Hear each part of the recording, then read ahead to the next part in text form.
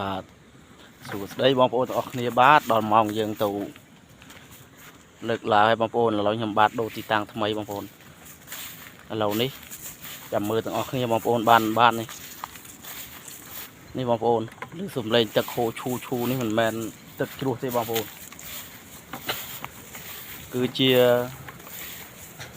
សំឡេងទឹកហូរបងប្អូនឥឡូវនេះឡើងទី1មើលសិនបងប្អូនសំណំមិនសំណំនេះឡើងទី2បងប្អូនបើតាមមើលសកម្មភាពកម្រាកនេះសង្ឃឹមចូលបងប្អូនឥឡូវនេះដល់កន្លែងឡើងបងប្អូនមើលសំឡេងទឹកបងប្អូននេះ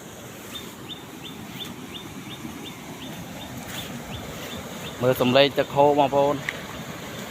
ឈូលាន់ដូចនឹងផ្ទះបងប្អូននេះបងប្អូន